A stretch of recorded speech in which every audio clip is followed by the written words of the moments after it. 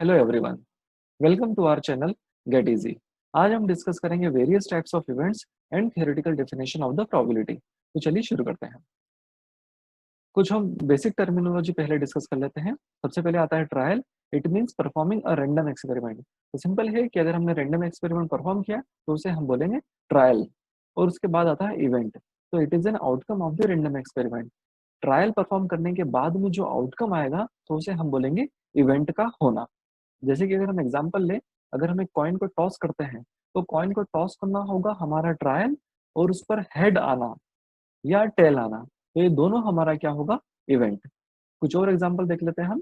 पहला है कि we got 6 when rolled a die. तो अगर हम डाई को रोल करते हैं तो रोल करना होगा हमारा ट्रायल, और उसमें आउटकम में 6 आना, तो वो क्या होगा, हमारा इवेंट। इसके अलावा और भी एग्जांपल्स हो सकते हैं। इट विल रेन टुमारो, ठीक है। गेटिंग एन इवन और even number when rolling a die. अगर हम एक डाई को रोल करते हैं तो इवन नंबर आना भी एक क्या हो सकता है, इवेंट होगा। Getting number greater than 4 number. उसके बाद में getting 2 heads when tossing 2 coins together. ऐसे बहुत सारे एग्जांपल्स हो सकते हैं जो कि इवेंट के हो सकते हैं। अब हम डिस्कस करते हैं इसके आगे वेरियस टाइप्स ऑफ इवेंट्स। तो सबसे पहले और सबसे सिंपल है हमारे सिंपल और एलिमेंट्री इवेंट। तो it is an event consisting of single simple point. तो देखिए, सिंगल सिंपल पॉइंट का मतलब ये हुआ, इसको हम एग्जांपल से देख लेते हैं। अगर हम बात करें डाइस की तो हमारे पास सैंपल स्पेस में 6 आउटकम्स हो सकते हैं, 1 2 3 4 5 6। तो event of getting a 5 as an outcome. तो देखिए, 5 एज एन आउटकम मतलब क्या हुआ, यहाँ पर सिर्फ और सिर्फ एक सिंगल 5 की बात हो रही है। 1 2 3 4 5 6 में से सिर्फ और सिर्फ 5 की बात हो रही है। तो यहाँ पर हमारा 5 आने को हम क्या बोलेंगे, सिंपल या एलिमेंट्री इवेंट्स। इसके बाद में हम बात करते हैं कंपाउंड इवेंट की। An event of consisting multiple simple point. तो जहां पर मल्टीपल सिंपल पॉइंट्स होंगे, एक से ज्यादा सिंपल पॉइंट होंगे, उसे हम बोलेंगे कंपाउंड इवेंट। इसका एक एग्जांपल भी देख लेते हैं हम। तो event of getting an even number, ठीक है। इवन नंबर आने की क्या प्रोबेबिलिटी होगी, तो इवन नंबर आना, यहाँ पर इवन नंबर हमारे पास में 3 हो सकते हैं, 2 4 और 6। तो यहाँ पर टोटल हमारे पास एलिमेंट्स हो गए 3, तो इसलिए हम इसे बोलेंगे कंपाउंड इवेंट। इसके बाद हमारा आता है श्योर और सर्टन इवेंट। तो an event which always occurs. तो देखिए, एक ऐसी इवेंट जो कि हमेशा होगी या जिसका होना तय है, फिक्स है कि वो होगी ही, तो ऐसी इवेंट को हम बोलते हैं सर्टेन इवेंट। इसका एग्जांपल हमने मेंशन किया है, यहाँ पर है इवन गेटिंग एन इवन और odd number when rolling a die. तो देखिए, अगर हम एक रोल डाई को रोल करेंगे तो 1 से लेकर के 6 नंबर के बीच में या तो इवन नंबर आएंगे या ऑड नंबर आएंगे, तो इसका होना फिक्स है। तो इसीलिए हम इसको बोलेंगे सर्टेन इवेंट। और यही सेम कंडीशन फॉलो होगी कॉइन के केस में, हेड और टेल को लेकर के, ठीक।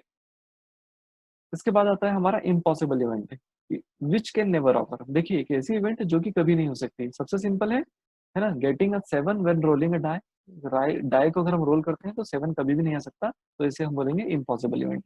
और इम्पॉसिबल इवेंट की जो प्रोबेबिलिटी होती है वो होती है 0, और सर्टन इवेंट की प्रोबेबिलिटी होती है 1। नेक्स्ट है हमारा इक्वली लाइकली इवेंट। तो देखिए, ऑकरेंस ऑफ 2 और मोर इवेंट्स आर सेम और इक्वल। तो देखिए, जहां पर 2 इवेंट्स के होने की प्रोबेबिलिटी इक्वल है तो उसे हम बोलेंगे क्या, इक्वली लाइकली इवेंट्स। जैसे अगर हम बात करें एक फेयर कॉइन की, अगर हम एक फेयर कॉइन को टॉस करेंगे तो उसमें 2 आउटकम आ सकते हैं, हेड या टेल, और दोनों की ही सेम प्रोबेबिलिटी होगी। दोनों की प्रोबेबिलिटी 1/2 होगी, तो इसलिए हम इसे बोलेंगे, इन दोनों इवेंट की को क्या बोलेंगे हम, इक्वली लाइकली इवेंट्स।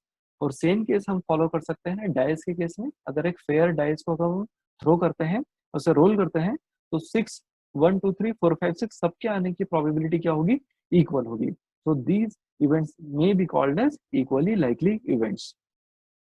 नेक्स्ट हमारा आता है म्यूचुअली एक्सक्लूसिव और डिसजॉइंट इवेंट। तो देखिए, इसको अच्छे से समझिए आप, आगे जो हम थियोरेटिकल या न्यूमेरिकल सॉल्व करेंगे इसका बहुत इंपॉर्टेंस होगा। तो if two events can not occur simultaneously. देखिए, अगर 2 इवेंट एक साथ कभी भी नहीं हो सकते तो उसे हम बोलेंगे म्यूचुअली एक्सक्लूसिव या डिसजॉइंट इवेंट, जिसमें कोई भी जॉइंट नहीं है। इसका एग्जांपल हम देख लेते हैं। देखिए, when you flip a coin, तो it can not land both head and tail simultaneously. देखिए, सिंपल सी बात है कि अगर हम कॉइन को टॉस करेंगे तो या तो हेड आएगा या तो फिर टेल आएगा, दोनों कभी भी एक साथ तो आ ही नहीं सकते। तो इसलिए हम इसे बोलेंगे म्यूचुअली एक्सक्लूसिव और डिसजॉइंट इवेंट।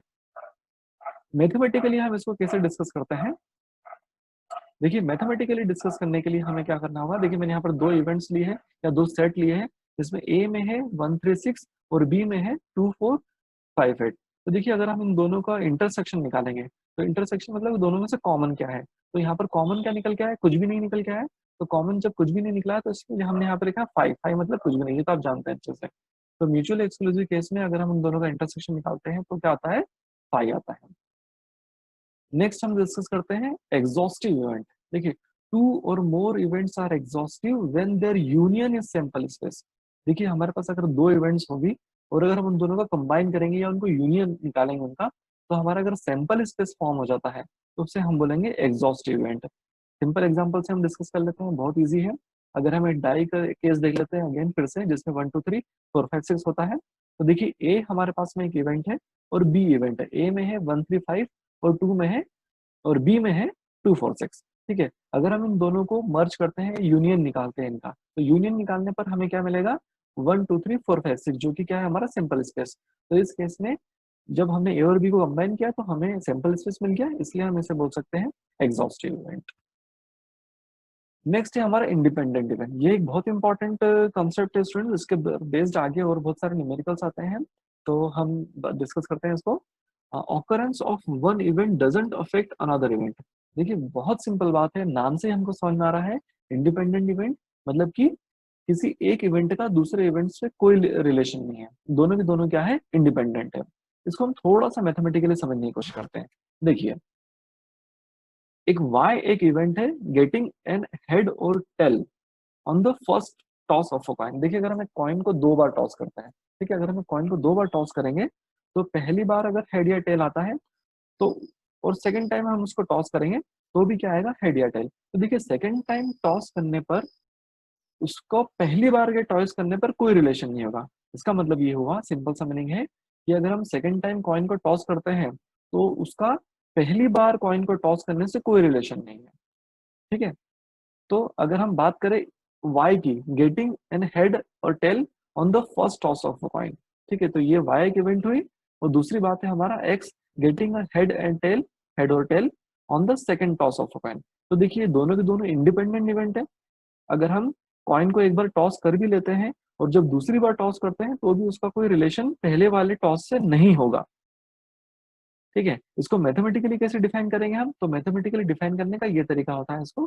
देखिए यहाँ पर जो ये टर्म आपको दिख रही है, यहाँ पर है, इसको हम बोलते हैं पी एक्स गिवन वाई। तो एक्स गिवन वाई का मीनिंग ये है कि वाई एक ऐसी इवेंट है जो कि ऑलरेडी हो चुकी है और एक्स जो है अभी हमने परफॉर्म किया है। ठीक है, तो चूंकि ये इंडिपेंडेंट इवेंट है तो इसलिए वाई के होने नहीं होने से एक्स को कोई फर्क नहीं पड़ता है, बोथ आर इंडिपेंडेंट। तो इसलिए हमने इसको कैसे बताया है?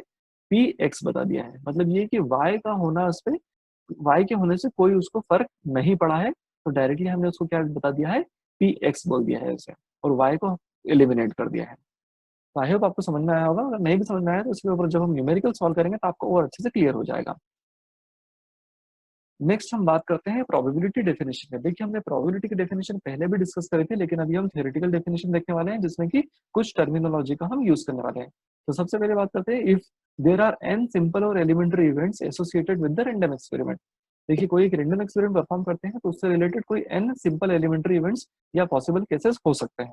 ठीक है, तो out of them there exist m favourable events. मतलब ये हुआ कि अगर जितने टोटल पॉसिबल केसेस हैं उनमें से एम ऐसे इवेंट्स हैं जो कि हमारे फेवर में है या हम जो इवेंट चाहते हैं उसके फेवर में है। तो हमारी प्रोबेबिलिटी की डेफिनेशन क्या बोलेगी? तो हमारी प्रोबेबिलिटी होगी P A is an event, तो ए होने की प्रोबेबिलिटी क्या होगी? Favourable events divided by total possible events. ठीक है, तो ये हमारा सिंपल डेफिनेशन है या सिंपल फॉर्मूला है प्रोबेबिलिटी का। तो आज के वीडियो में हमने क्या क्या सीखा? तो आज के वीडियो में हमने सबसे पहले देखा कि वेरियस टाइप्स ऑफ इवेंट्स, जिसमें सारे के सारे हमने एक एक को डिटेल में डिस्कस किया। उसके बाद हमने डिस्कस किया डेफिनेशन ऑफ द प्रोबेबिलिटी। तो आई होप आपको ये वीडियो समझ में आया होगा। अगर वीडियो अच्छा लगा हो तो लाइक कीजिए, शेयर कीजिए और चैनल को सब्सक्राइब कीजिए। Thank you very much.